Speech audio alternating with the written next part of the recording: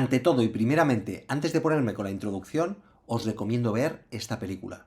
Así que si estáis indecisos, no lo dudéis, id a esas pequeñas salas de cine y disfrutadla, porque no os dejará indiferente. Ya os lo aseguro. Ahora, eso sí, os aviso, es una película dura, y no por ser explícita, pero eso lo descubriremos durante la crítica. Una película producida por A24 y en la que Jonathan Glazer se posiciona como un gran director, que está conceptualmente bien hecha y encima nos hará reflexionar. ¿Me acompañáis a descifrar la zona de interés? Pues venga, vamos al lío con la crítica.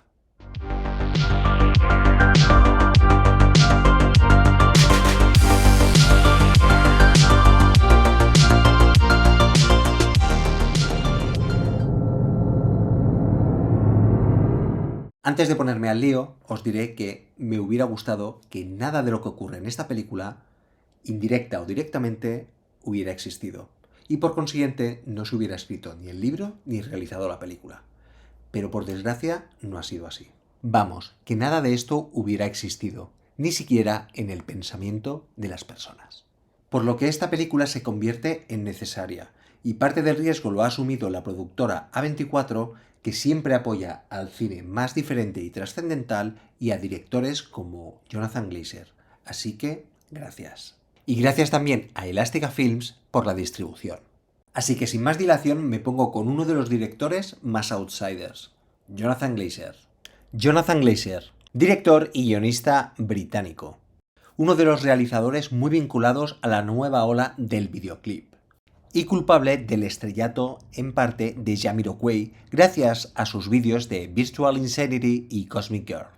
Recordado también con videoclips como Karma Police de Radiohead, Karma Coma y Love With Me de Massive Attack y The Universal de Blur. Realizaría películas como Sexy Beast del año 2000, Birth, Reencarnación en el año 2004 y la que no dejó indiferente a los medios de comunicación por el desnudo de Scarlett Johansson, Under the Skin, en el 2013. Y han tenido que pasar 10 años para realizar la que creo que es su mejor película, La Zona de Interés, The Zone of Interest.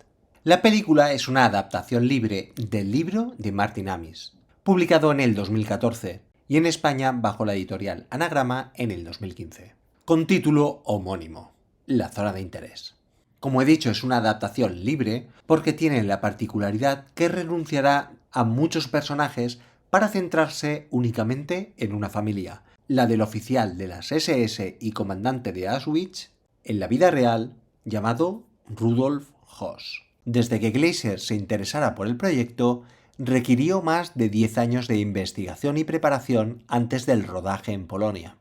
El director mandó a que 2 investigadores pasaran 4 meses recopilando información interesante del Museo Estatal de Auschwitz-Birkenau, para que encontraran toda la documentación posible y así recrear todos los espacios de la casa donde viviría la familia. Uno de los testimonios fue clave para la historia, el del jardinero de los Höss, que habló del suceso cuando Höss le comunicó a su mujer el traslado a la oficina económica y administrativa de las SS. Y esta se puso furiosa porque quería quedarse. La producción del film duró 55 días a lo largo de 18 meses, ubicados en Auschwitz.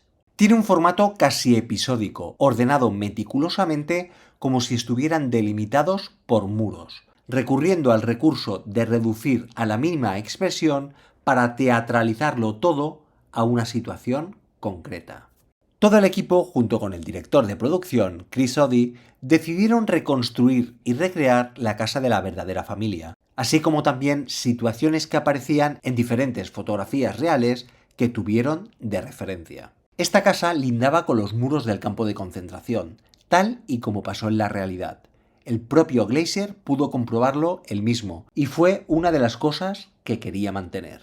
Decidieron cambiar drásticamente la habitual manera de rodarla y optaron por encerrar a los actores que iban interpretando las diferentes escenas mientras que 10 cámaras estratégicamente posicionadas irían captando todas las situaciones de manera simultánea, como si fuesen cámaras de vigilancia, y se tratará de una especie de reality show. un gran hermano de las atrocidades y la indiferencia. Jonathan Glazer no quería una película de autor como tal, así que únicamente se dedicaría a editar todo lo que se mostraba en esas 10 cámaras mientras se interpretaba. En los sets donde los actores interpretaban no había ningún miembro de producción. Jonathan Glazer y su equipo dirigían las escenas abajo en un búnker lleno de monitores. Una película sin que se note la presencia del director, dotándola de una mayor frialdad posible.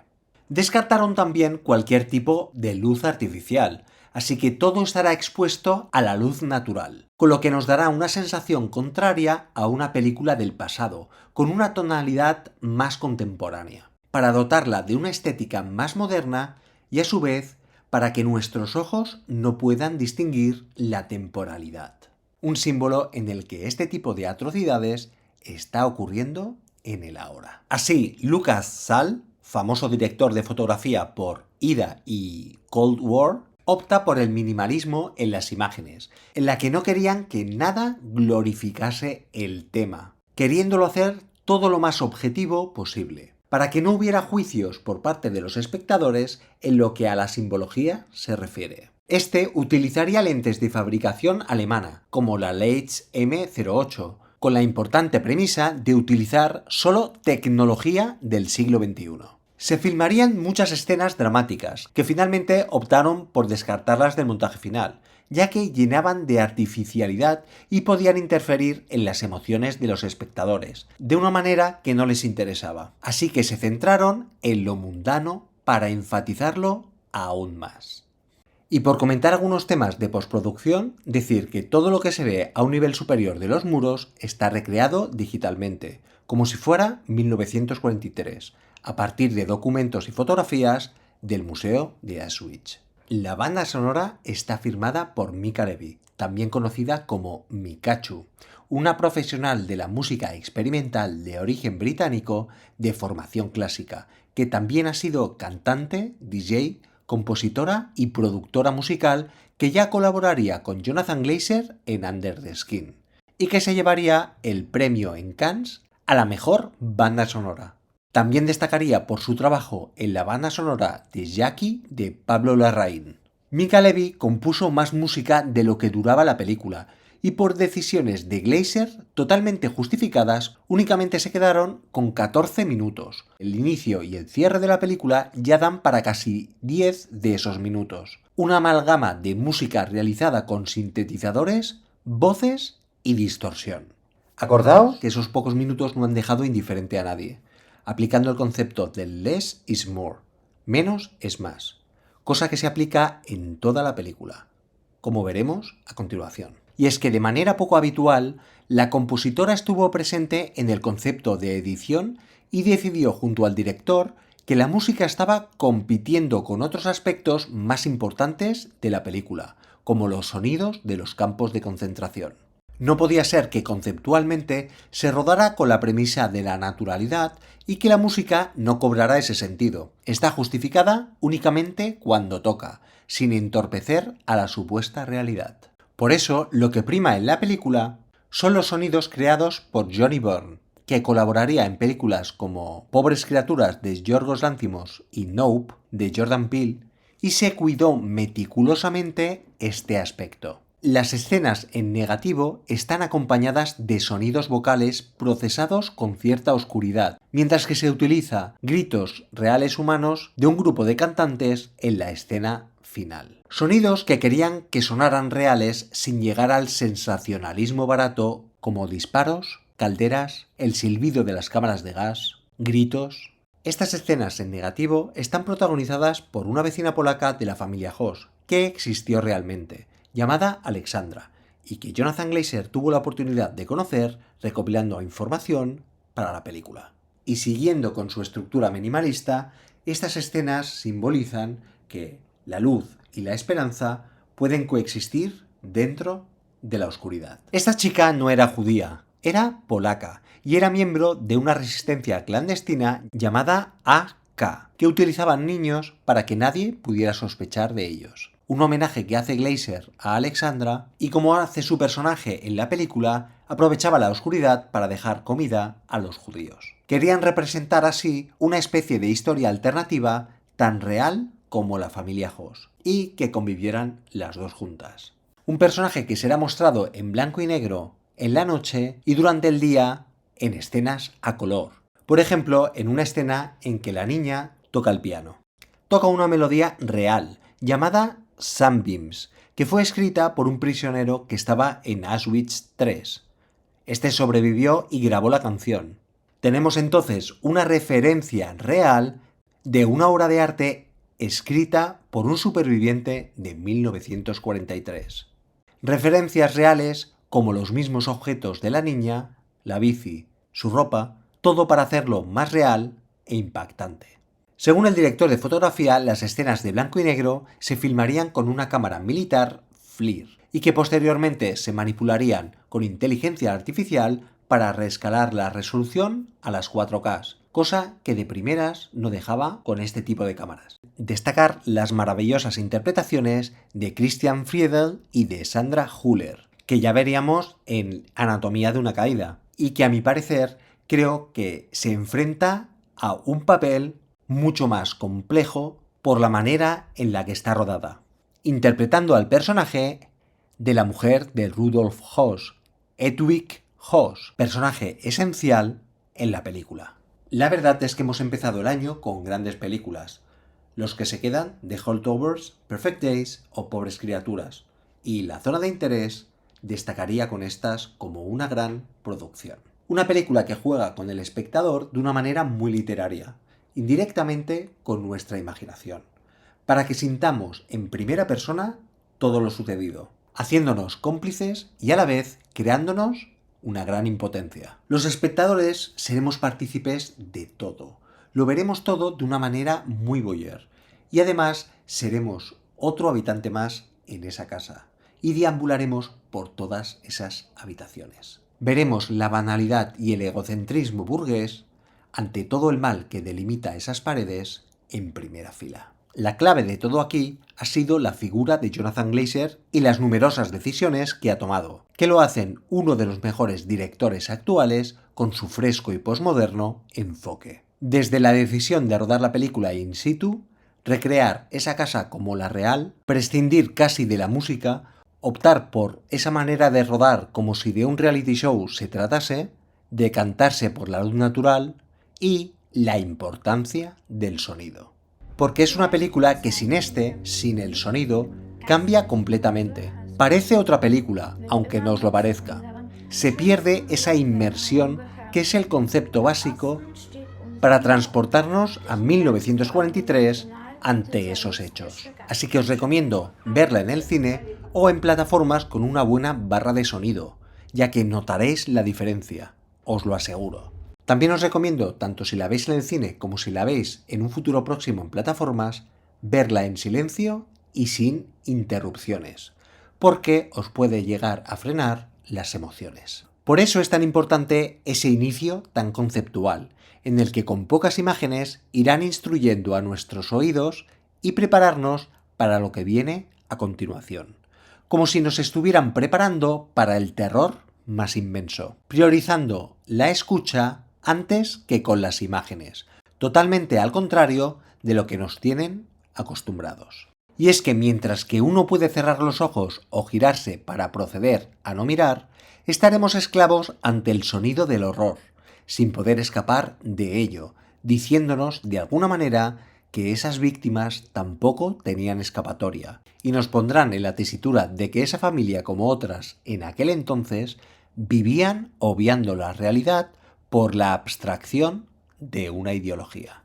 Una familia muy vinculada a la Alemania nazi, con unos comportamientos muy vinculados por rutinas, por estadios o por jerarquías, y que nos da la sensación de que esté todo muy organizado, como si de una empresa se tratara, cada uno con su función para llevar a cabo objetivos. Una película que se ha realizado para mostrar lo sucedido y que se tiene que mostrar de esta manera, como lo vivieron los habitantes de esa casa, para vivir el desprecio y la maldad humana desde la cotidianidad. Por eso veo acertadamente cómo han recurrido de una manera muy de escenografía teatral y han recurrido a dejar a los actores que fueran viviendo en esos espacios con sus interpretaciones como si lo hicieran en la vida real. Unas personas que se exhiben como lo que son, personas, con sus defectos, sus rutinas, cuidando de sus hijos, de su imagen, y cuando lo descubrimos nos apabulla interiormente más que si nos lo hubieran mostrado de una manera más exagerada, como si fueran unos monstruos. Y es que no dejan de ser seres humanos, y eso nos hace recapacitar que, igual, según las circunstancias, podríamos estar nosotros en esa casa o cerca de esa casa. Un retrato de la maldad y la nula empatía al valorar la vida de los demás. Con lo que su manera de rodar la película y su enfoque enfatiza con esa falta de compasión, mientras que los sonidos nos recuerdan una y otra vez lo que está pasando. Y en la que también veremos de una manera simbólica la eterna lucha de lo que es correcto y lo que no lo es, del bien y del mal. Esto se extrapolará al comportamiento de dos de los hijos de la familia Hoss, que serán totalmente contradictorios. No deja de ser un juego audiovisual, en la que los diferentes sentidos nos darán información por separado para que cuando nos hayamos posicionado como espectadores, juntemos todos estos para encontrar la respuesta y otros significados. Antes he mencionado que parece que hayan dos películas integradas en una. Por un lado, la de blanco y negro, que nos relata esa historia alternativa como si de un cuento se tratara, y la de la familia Hoss. Pero recojo las palabras de Glazer y las corroboro. Hay dos películas presentes, la que vemos y la que escuchamos. Un cúmulo de decisiones, de recursos y de ideas que tenía presente el realizador después de la visita que tuvo en Auschwitz. Estar in situ en ese lugar le proporcionó la inspiración para hacer realidad la película, exactamente como ha sido concebida. Y todo gracias a las palabras del director del Museo Estatal Auschwitz-Birkenau, que le dijo: ¿qué tipo de película quieres hacer? ¿Cómo la quieres enfocar? Hasta que no vengas al sitio donde pasó todo, veas y escuches, no lo descubrirás. Hay que destacar que Jonathan Glazer es judío y su familia no era la típica que hablaran abiertamente del tema del Holocausto, cosa que fue un hándicap para realizar la película. No sabía si era capaz de ir al núcleo de tanta agonía. Destacaría su ingenioso y efectivo final y su manera de narrar tan experimental, mezclando lo real y lo ficticio, representando así la realidad, en la que a mi parecer hasta el personaje de Hoss, inconscientemente hablando, mediante el acto del vómito, se depurara de la maldad y tuviera conciencia de esta. Una escena que se tomaría de referencia a otra de la película The Act of Killing y que se intentó recrear de verdad. Situaciones cargadas de importancia se intercalan con otras llenas de banalidad, donde la intensidad del tono del egoísmo de las imágenes no mostradas nos posiciona a otro nivel con el que entraremos en un dilema moral e impotencia. Así que nunca se verá el reverso de los campos, nunca se ve más allá de esa zona de interés. Una total desconexión de la realidad, ya que hay que destacar que tanto las cámaras de gas y los hornos crematorios llegaron a matar hasta 5.000 personas por día. Un contraste que solo veremos en nuestra cabeza y que cada uno de nosotros tendrá una única imagen del miedo que nos hará reflexionar lo fácilmente que es que nos acostumbremos a una situación sin que nos demos cuenta. Un miedo imaginario que nos llega a través de una distorsión de la realidad. Una demasiado real.